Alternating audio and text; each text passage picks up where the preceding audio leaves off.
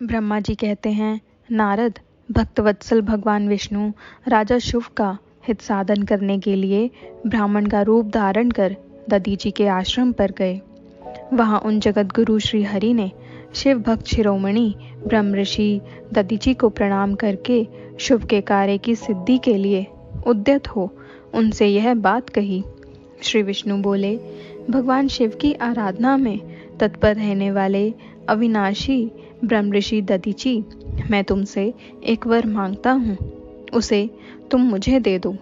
शुभ के कार्य की सिद्धि चाहने वाले देवादिदेव श्री हरि के इस प्रकार याचना करने पर शैव शिरोमणि दधीचि ने शीघ्र ही भगवान विष्णु से इस प्रकार कहा। दधीचि बोले, ब्राह्मण, आप क्या चाहते हैं यह मुझे ज्ञात हो गया।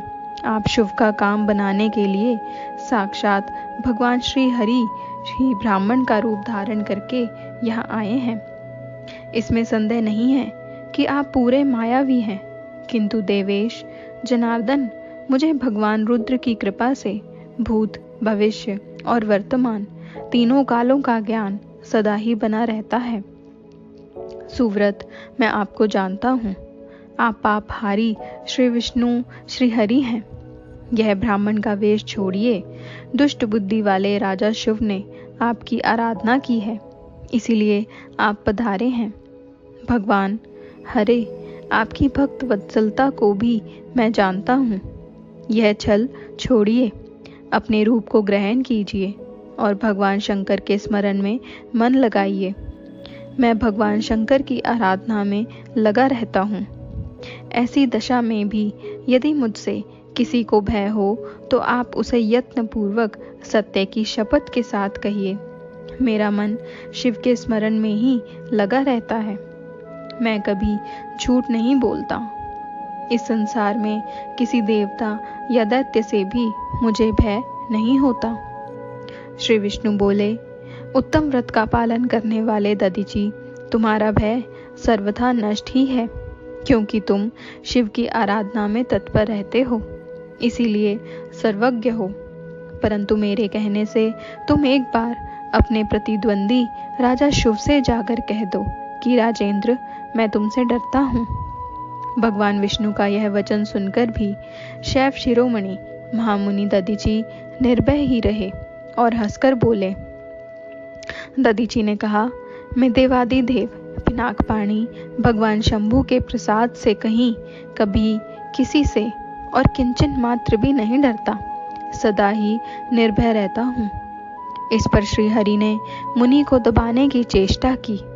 देवताओं ने भी उनका साथ दिया, किंतु सबके अभी अस्त्र कुंठित हो गए। तदनंतर भगवान श्री विष्णु ने अगणित गणों की सृष्टि की, परंतु महर्षि ने उनको भी भस्म कर दिया। तब भगवान ने अपनी अनंत विष्णु मूर्ति प्रकट की। यह सब देखकर च्यवन कुमार ने वहां जगदीश्वर भगवान विष्णु से कहा। दधीचि बोले, महाबाहो, माया को त्याग दीजिए। विचार करने से यह प्रतिभा मात्र प्रतीत होती है। माधव, मैंने सहस्रों दुर्वेग्य वस्तुओं को जान लिया है। आप मुझ में अपने सहित संपूर्ण जगत को देखिए। निरालस्य होकर मुझ में ब्रह्मा एवं रुद्र का भी दर्शन कीजिए। मैं आपको दिव्य दृष्टि देता हूँ। ऐसा कहकर भगवान शिव के तेज से पूर्ण शरीर वाले च्यवन कुमार दधीचि मुनि ने अपनी देह में समस्त ब्रह्मांड का दर्शन कराया। तब भगवान विष्णु ने उन पर पुनः कोप करना चाहा। इतने में ही मेरे साथ राजा शुभ वहां आ पहुंचे। मैंने निश्चेष्ट खड़े हुए भगवान पद्मनाभ को तथा देवताओं को क्रोध करने से रोका। मेरी बात सुनकर इन लोगों ने ब्राह्मण दधीचि को परास्त नहीं किया। श्री हरि उनके पास गए और उन्होंने मुनि को प्रणाम किया। तदनंतर शुभ अत्यंत दीन हो उन मुनीश्वर दधीचि के निकट गए और उन्हें प्रणाम करके प्रार्थना करने लगे। शुभ बोले, मुनिश्रेष्ठ, शिव भक्त शिरोमणे, मुझ पर प्रसन्न होइए। परमेश्वर, आप दुर्जनों की दृष्टि से दूर रहने वाले हैं, मुझ पर कृपा कीजिए। ब्रह्मा जी कहते हैं, नारद, राजा शुभ की यह बात सुनकर तपस्या की निधि ब्राह्मण दधीची ने उन पर अनुग्रह किया। तत्पश्चात श्री विष्णु आदि को देखकर वे मुनि क्रोध से व्याकुल हो गए और मन ही मन शिव का स्मरण करके विष्णु तथा देवताओं को शाप देने लगे।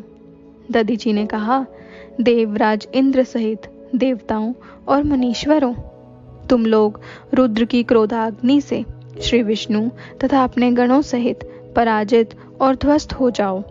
देवताओं को इस तरह शाप दे शुभ की ओर देखकर देवताओं और राजाओं के पूजनीय द्विजश्रेष्ठ दधीची ने कहा, राजेंद्र, ब्राह्मण ही बली और प्रभावशाली होते हैं।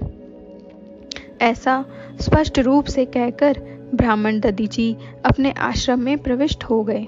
फिर दधीची को नमस्कार मात्र करके शिव अपने घर चले गए। तत्पश्चात भगवान विष्णु देवताओं के साथ जैसे आए थे उसी तरह अपने वैकुंठ लोक को लौट गए।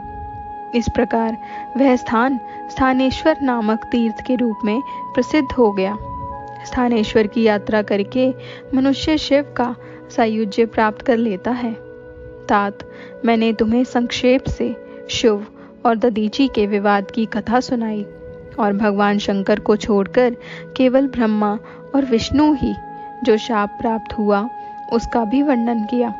जो शिव और दधीची के विवाद संबंधी इस प्रसंग का नित्य पाठ करता है वह अब मृत्यु को जीतकर देह त्याग के पश्चात ब्रह्मलोक में जाता है।